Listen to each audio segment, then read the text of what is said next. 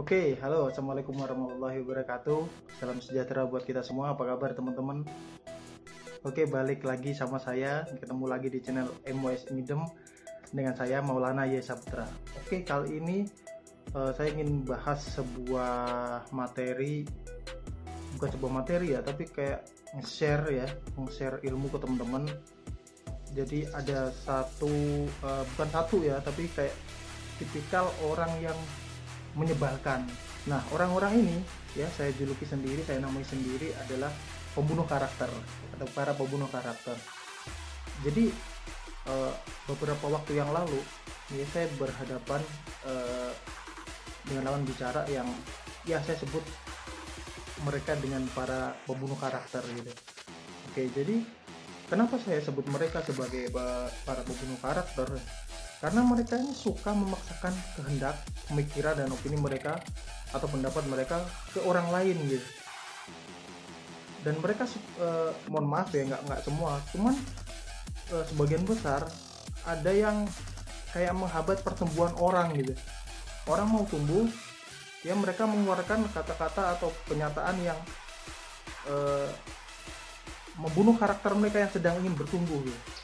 Cuman karena nggak sepaham dengan mereka atau nggak sependapat dengan mereka. Jadi begini buat teman-teman yang merasa dirinya para pembunuh karakter orang lain, saya cuman pesan saya ke teman-teman, ke Anda gitu. Seseorang mengambil keputusan itu pasti berdasarkan apa yang dilihat, berdasarkan apa yang dipelajari, apa yang didengar gitu. Jadi pengetahuan setiap orang itu berbeda-beda, pengalaman setiap orang itu berbeda-beda gitu. Dan setiap orang mengambil keputusan pasti berdasarkan apa yang udah mereka pelajarin, benar nggak? Dan sayangnya setiap orang itu berbeda pengalamannya. Jadi saya nggak harus memaksakan pengalaman saya atau pendapat saya karena apa yang udah saya laluin gitu ke orang lain, karena mungkin buat dia itu salah gitu. Jadi kita nggak bisa memaksakan kehendak kita, pendapat kita, opini kita ke orang lain. Karena yang kita pelajari sama yang orang lain pelajari itu berbeda. Nah, saya ibaratkan masalah itu kayak ini. Gelas atau cangkir yang kupingnya atau pegangannya ini cuma satu. Katakanlah Anda ya teman-teman duduk berhadapan sama saya nih. Kalau di depan saya kuping cangkirnya atau pegangannya ini di sebelah kanan, tapi kalau di hadapan teman-teman ini sebelah kiri, benar nggak? Kenapa? Masalah itu sama kayak ini gitu. Masalah cuma satu, tapi kenapa pendapat orang dalam menghadapi masalah atau mungkin opini orang itu berbeda? Karena itu berdasarkan apa yang dia lihat gitu. Kalau kita debat, saya bilang ini kuping cangkir di sebelah kanan, teman-teman ngomongnya di sebelah kiri. Kalau kita debat hanya karena kuping cangkir ini yang kurang waras siapa? Sama kayak masalah gitu. Sama kalau suatu hal. Jadi sama kayak satu hal, apa yang menurut teman-teman benar itu belum tentu menurut orang lain benar gitu. Dan boleh saya katakan setiap orang yang ngambil keputusan itu benar. Gak ada ceritanya orang ngambil keputusan itu salah. Kenapa saya katakan benar? Karena itu berdasarkan apa yang dia pelajari gitu. Gak ada yang salah sebenarnya dalam seseorang mengambil keputusan. Meskipun itu salah mungkin, tapi itu saya katakan benar. Karena orang mengambil keputusan berdasarkan apa yang udah dia pelajari. Dan kita nggak berhak buat menghakimi itu yang kamu lakukan salah. Kita nggak berhak. Benar atau salah sesuatu yang dilakukan orang lain itu cuma waktu. Dan dalam kategori lain, sesuatu yang dilakukan orang lain salah atau benar itu hanya kalau dia merugikan diri sendiri dan orang lain. Kalau nggak merugikan diri sendiri dan orang lain, itu keputusan hak prerogatif orang lain gitu. Jadi kita nggak harus menghakimi, oh yang kamu lakuin itu salah, hapus kalimat bla bla bla, itu kita nggak ada hak sebenarnya. Dan satu hal yang perlu saya katakan sama teman-teman para pembunuh karakter adalah Anda itu orang yang sombong. Kenapa saya katakan orang sombong? Karena Anda nggak mau menerima pendapat orang lain. Karena Anda nggak menghargai pendapat orang lain, opini orang lain. Karena kenapa? Anda berpikir bahwa Anda itu paling benar, merasa paling benar, dan pendapat Anda itulah yang benar. Gitu. Nggak menerima opini orang lain. Gitu. Cuma kalau sudut coba Anda perbesar ya teman-teman, perbesar sudut pandang teman-teman ke orang lain. Mungkin kebenaran hari ini ya saat kita tambah ilmu 2 tahun, 3 tahun, 5 tahun bisa salah. Jadi pesan saya buat teman-teman nih para pembunuh karakter, berhenti jadi pembunuh karakter, hargai pendapat orang lain, hargai apapun yang dilakukan orang lain meskipun nggak sependapat sama kita. Mereka berhak, itu hak prerogatif mereka, biarin mereka bertumbuh dengan sendirinya gitu.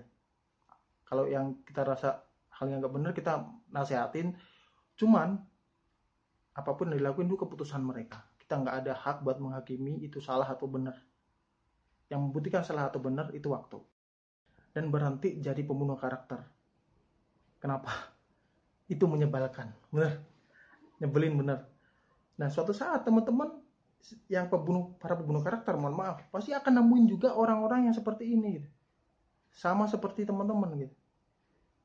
Sehingga yang nggak setuju sama pendapat teman-teman, dan di situ teman-teman para pembunuh karakter akan menemuin juga bahwa perbuatan itu tuh menyebalkan. Nah, saya beri contoh ya, hal kecil seumpama ada orang yang punya uang 100 juta gitu, ada satu orang yang punya 100 juta, dia minta saran. Nah, semua kita ngobrol nih ya.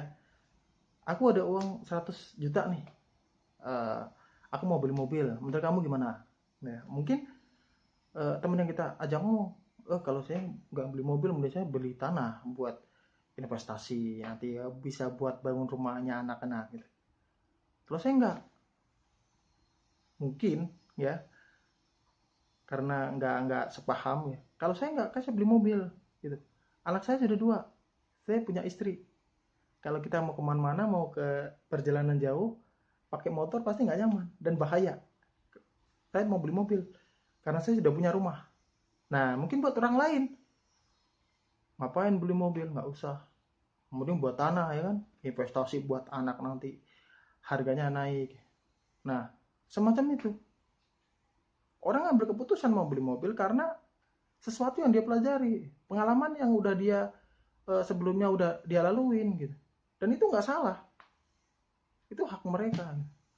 Ya mungkin aja yang punya duit, yang punya uang 100 juta ini dia nggak suka sama mohon maaf, karena tanah itu termasuk aset capital gain ya, aset yang seiring waktu dia nilainya nambah gitu. Mungkin dia nggak butuh aset capital gain, tapi yang dia butuhkan adalah aset cash flow yang terjadi perputaran uang di dalamnya setiap hari, bukan yang dalam kurun waktu tertentu. Jadi kita nggak bisa nyalain orang yang punya 100 juta terus beli mobil, kita nggak bisa nyalain. Kenapa itu bukan uang kita, tapi kita jadiin masalah gitu. Atau kita justru komplain, ngapain beli mobil, mending beli tanah, enak begini.